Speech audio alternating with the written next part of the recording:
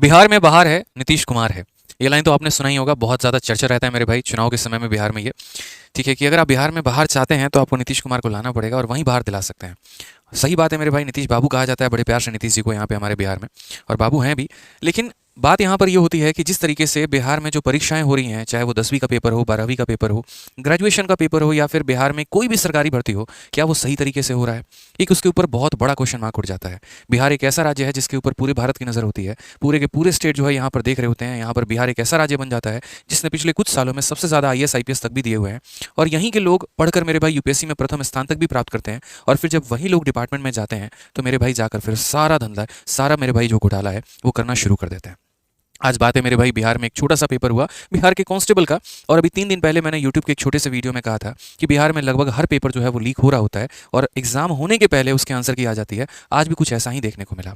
आज मेरे भाई कंकड़बाग करके एक जगह यहाँ पर है, तो वहाँ पर मेरे भाई कुछ बच्चों को गिरफ्तार किया गया नकल करते वक्त, और उनके पास पूरा प्रॉपर तरीके से पर्चा था। मैं आपको भी दिखाऊंगा, मेरे लेफ्ट में आपको ये वीडियो देखिए यहाँ पे, ये पूरा मेरे भाई पूरा आंसर की ऐसे लिखा हुआ है। ठीक है कि किस तरीके से पेपर लीक हुआ है, कैसे कैसे वहाँ पर बच्चे आंसर देने गए थे, और सेकंड शिफ्ट में कुछ लोगों की गिरफ्तारी हुई है। अभी फिलहाल इतनी पुष्टि हुई थी कि सेकंड शिफ्ट में गिरफ्तारी हुई है और सेकंड शिफ्ट में चीटिंग हुआ है। बट बात सिर्फ सेकंड शिफ्ट की नहीं है, अगर सेकंड शिफ्ट में हुआ है तो पहले में भी हुआ होगा, बाद में भी मेरे भाई हुआ होगा। तो इसी वजह से ये तो पूरा पेपर पे ही कैंसिल करना चाहिए। आप बिहार के पिछले कुछ समय के पेपर को देखें, जितनी भी सरकारी भर्तियां हुई हैं, शायद ही मुश्किल से कोई भर्ती एक बार में हो पाई है। जैसे अगर मानिए बिहार एसएससी की अगर हम बात करते हैं, तो मुझे आज भी याद है कि 2014 में वो वैकेंसी आई थी जिसको खुद मैंने भरा था। उस समय मैं ग्रेजुएशन के फर्स्ट ईयर में था। मैंने पूरा ग्रेजुएशन पास कर लिया, 2017 के लास्ट तक मेरा ग्रेजुएशन कंप्लीट हो गया। तब तक उस पेपर का कोई अता पता नहीं चला। उसके बाद 2018 में वो पेपर हुई तो मुझे इतना श्योर था कि वो पेपर लीक ही होगा, और फिर मेरे भाई पहले दिन वो पेपर लीक हो जाती है, और फिर 6 महीना के बाद फिर वापस वो पेपर दोबारा कंडक्ट कराया जाता है। और दोबारा जब पेपर कंडक्ट हो रहा होता है तो उसमें भी काफ़ी सारे सीट जो है वो पहले ही बिक गए होते हैं, और बड़ी मुश्किल से 10% या 20% जो सीट है वो जेन्युइन कैंडिडेट को दिया जाता है। एक बहुत बड़ी सच्चाई है बिहार में कि यहाँ पर अगर कोई भी पेपर हो रहा होता है तो उसके सारे सीट जो है लगभग लगभग जो है पहले से बिक चुके होते हैं, और जो एक सफल उम्मीदवार है, जो अपने दिल से जो काफ़ी कड़ी मेहनत कर रहा होता है, उसको वहाँ पर वो सीट मिलने की संभावना कम होती है। 12th में मैंने अपने सामने देखा है बच्चों को चीट करते हुए। ठीक है, जब मैं एसएससी का मेरा एक छोटा सा सीएचएसएल का टाइपिंग का टेस्ट था और मैं वहाँ गया तो टाइपिंग में भी मैंने नकल करते हुए देखा कि यहाँ पर किसी और के जगह पे किसी और को बिठाया गया, और पुलिस वाले जब बगल से उसको उठा के लेके गए तब मुझे पता चला कि कोई और कैंडिडेट मेरे बगल में बैठा हुआ है और वो किसी और का पेपर दे रहा है। मैंने आज तक दिल्ली में कई सारे पेपर दिए हैं, लेकिन आज तक कभी ऐसा माहौल देखने को नहीं मिला। लेकिन बिहार के एक सेंटर पर पहली बार मैंने फॉर्म भरा था और वहाँ पर मुझे ये देखने को मिला।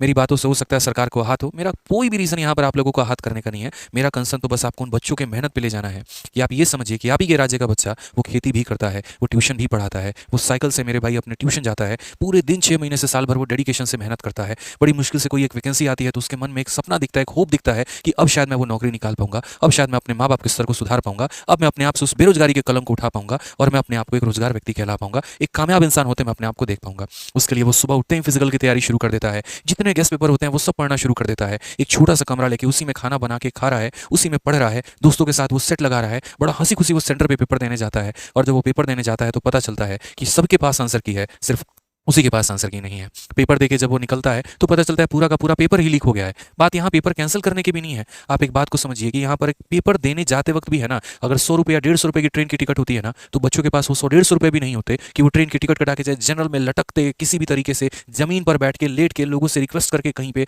वो सीट लेके जाते हैं अपना पेपर देने। उनका इतना समय बर्बाद होता है, उनका ऊर्जा बर्बाद होता है, उनका पूरा का पूरा पैसा बर्बाद होता है, और फिर अपने ही पेपर के लिए उनको वापस से एक धरना भी देना पड़ता है, लाठी खाने पड़ते हैं, गाली खाने पड़ते हैं पुलिस वालों के, घसीटा जाता है उनको सड़कों पर कि भैया फिर से पेपर हमारा करवा लो।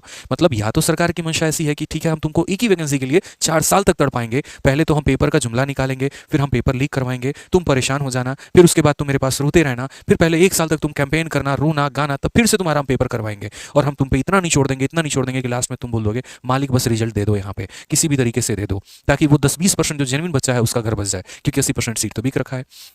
तो अगर यही स्तर रहा ना तो शायद नीतीश जी, मेरी आपसे बड़ी रिक्वेस्ट है, हम इस तरीके से तो आगे नहीं बढ़ पाएंगे। सरकार में रहना है बहुत अच्छी बात है, कभी आप बीजेपी के साथ रहते हैं, कभी आप जो है वो राजद के साथ आ जाते हैं। आप हर वक्त तो अपना फ़ायदा, राजनीतिक फ़ायदा देख रहे होते हैं, लेकिन उस राजनीतिक फ़ायदे से हट के उन बच्चों का भी फ़ायदा देखिए। ये युवा जो है आपके साथ हर वक्त रहा, 15 साल से आपको सरकार में बनाए रखा इन्होंने। ठीक है, आपके हर एक चीज़ को इन्होंने सपोर्ट किया, बहुत प्यार दिया इन्होंने आपको, लेकिन आप क्या सही कर रहे हैं? क्या आपकी सरकार सही कर रही है इन बच्चों के साथ? आप एक बार मुड़कर उन बच्चों का स्ट्रगल देखिए, एक बार उनकी मेहनत देखिए, आपको खुद ब खुद समझ में आ जाएगा कि सही हो रहा है कि गलत हो रहा है। आपसे अनुरोध है कि कृपया अपने सिस्टम को सुधारें, क्योंकि जिस तरीके से चीज़ें चल रही हैं ना, हम सही शिक्षा का स्तर उन्हें नहीं दे रहे हैं, और अगर शुरू में ही बच्चा अगर सही तरीके से नहीं पढ़ेगा ना, तो आगे चल के उसकी स्थिति इतनी खराब हो जाएगी, इतनी खराब हो जाएगी कि वो एक अनपढ़ लोगों में काउंट होगा। सिर्फ पढ़े लिखे से, साइन करने से कोई लिटरेट नहीं हो जाता है, उसके पास उसका सही ज्ञान होना भी बहुत ज़रूरी है, समाज में एक अच्छा इंसान बनना भी उसका बहुत ज़्यादा ज़रूरी है। अगर हम एक 10वीं फेल को इंस्पेक्टर बना दे और मेरे भाई एक पढ़े लिखे इंसान को हम बेरोजगारी रहने देना, तो मेरा दावा है कि वो 10वीं फेल कभी भी उस पढ़े लिखे चोर को पकड़ ही नहीं पाएगा। और ये बिहार में धीरे धीरे जो है भ्रष्टाचार और यहाँ पर क्रिमिनलिज्म को बहुत ज़्यादा बढ़ावा देगी।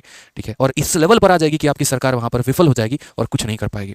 तो अनुरोध है मेरा कि इसके ऊपर एक तगड़ी कार्रवाई करिए, इस पर एक कमेटी बिठाइए और जो भी यहाँ पर जो मामले के दोषी पाए जाते हैं उनके ऊपर सख्त से सख्त कार्रवाई हो। और आगे से आप ये सुनिश्चित करें कि चाहे कोई भी सरकारी भर्ती हो या कोई और भी पेपर हो तो उनके साथ ऐसा गलत ना हो। साथ में मेरा एक और सुझाव है कि यहाँ पर जिस तरीके से आप देखते हैं कि एसएससी हो गई, बैंकिंग हो गई और सभी परीक्षा हो गई, वो अपने आप को ऑनलाइन सिस्टम में लेकर आ चुके हैं और सभी पेपर कंप्यूटर पर जो है वो आधारित हो चुके हैं कि कंप्यूटर पर हमें पेपर देना है। लेकिन अभी भी बिहार में जितने भी पेपर होते हैं वो सारे के सारे ओल्ड मॉडल पर है, ओएमआर शीट पर हैं, जिनमें चीटिंग होने की संभावना सबसे ज्यादा होती है। तो आप इसके ऊपर भी कार्रवाई कर सकते हैं और यहाँ पर इस ओएमआर सिस्टम को बंद करके आप इसको ऑनलाइन सिस्टम में लेकर आ सकते हैं। ठीक है, जहां पर ये आपके लिए काफी ज्यादा मतलब सही रहेगा, जहां पर चीट होने की संभावना कम होगी, पेपर के लीक होने की संभावना कम होगी। एक सही वेंडर का चयन किया जाए जो पेपर को सेट भी करे, पेपर को कंडक्ट भी करवाए, जैसे टीसीएस है, और उस तरीके से वो आपको रिपोर्ट दे।